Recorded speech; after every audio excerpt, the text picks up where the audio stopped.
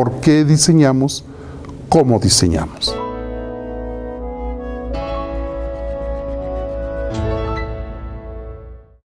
Yo estudié diseño industrial, originalmente soy diseñador industrial, estudié en la Universidad Iberoamericana.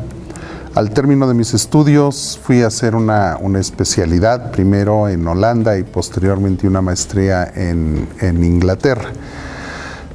Tanto la especialidad como la maestría tenían un enfoque sumamente pragmático.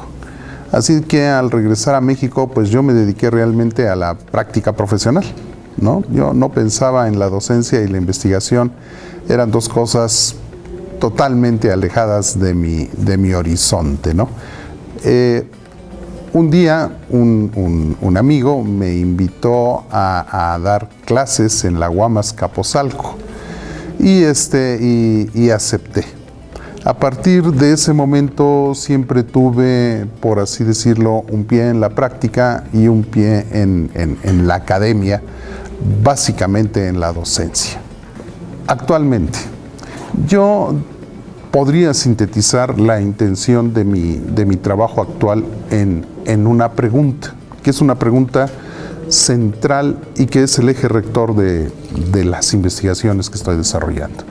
Esta pregunta es: ¿por qué diseñamos como diseñamos? Permítanme poner un ejemplo. Modelos o diseños de sillas hay enormes, ¿no? O sea, una enorme cantidad. Algunas tienen 4 patas, otras tienen 5 patas y otras tienen 10, 8, las que sean, ¿no? Unas son un poco más altas del respaldo, otras son más bajas, etcétera, ¿no? Los diseñadores siempre aducimos que para resolver esto o para dar estas propuestas de diseño, lo que hacemos es estudiar la funcionalidad del objeto, ¿no? Esto es cierto, pero hay otras razones. O sea, la funcionalidad muchas veces no es lo que determina esto. Entonces, ¿cuáles son las motivaciones que me llevan a diseñar como estoy diseñando, a obtener esos resultados de diseño? Y lo que busco a través de mi trabajo es explorar estas razones. ¿Por qué diseñamos como diseñamos? Esta pregunta en realidad es una síntesis de todo lo anterior. Es decir, esto implica estudiar un poco los métodos, ¿no? Un poco la teoría y por supuesto un poco los antecedentes, es decir, la historia.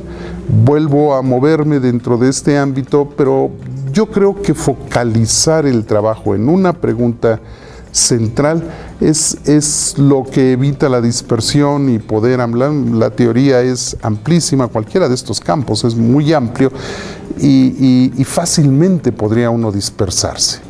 Entonces, esta pregunta es la que a mí me sirve como un eje rector que tengo presente todo el tiempo y a la cual voy buscándole una respuesta. Y esto es lo que hago, ¿no? Esto me lleva a pensar en muchas vertientes contemporáneas del diseño.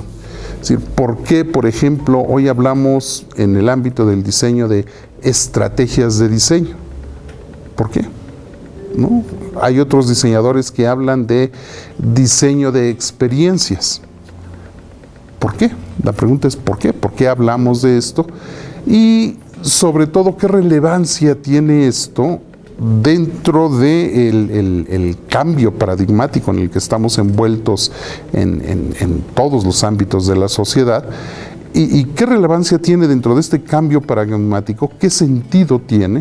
Y en particular, ¿qué sentido tiene para México? Que yo creo que es finalmente lo que a mí, a los mexicanos, nos preocupa.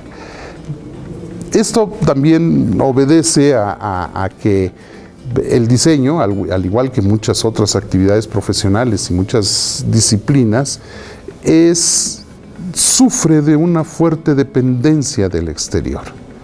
Los principales autores son o europeos o de los Estados Unidos, y nosotros abrevamos de las reflexiones y las acciones que se llevan a cabo en estos países.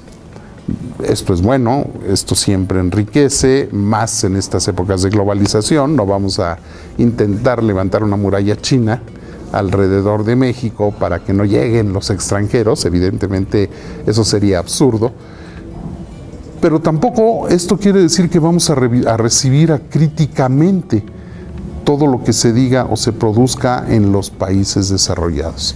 Entonces, la pertinencia de todo esto hacia México sería la otra parte que establece, por así decirlo, límites a esta gran pregunta de ¿y por qué diseñamos como diseñamos?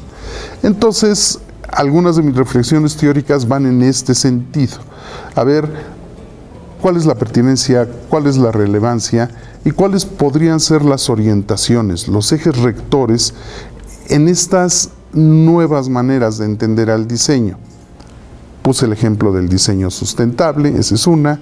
Hoy hablamos también de un diseño incluyente como una vertiente muy importante dentro del impacto social del diseño, el diseño de experiencias, el diseño de emociones, como la faceta donde el diseño incide más en la cultura de la sociedad y qué tipo de cultura queremos desarrollar. Ahí es en donde yo veo que los resultados de lo que he venido haciendo a lo largo de todos estos años ha tenido un impacto. Espero seguir por ese camino, que lo que yo estoy trabajando sea bien recibido, para procurar enriquecer finalmente el desarrollo, en primera instancia, por supuesto, de una disciplina, el diseño, y a través de esto, evidentemente, ayudar, colaborar en el desarrollo más armónico de nuestra sociedad en general, ¿no?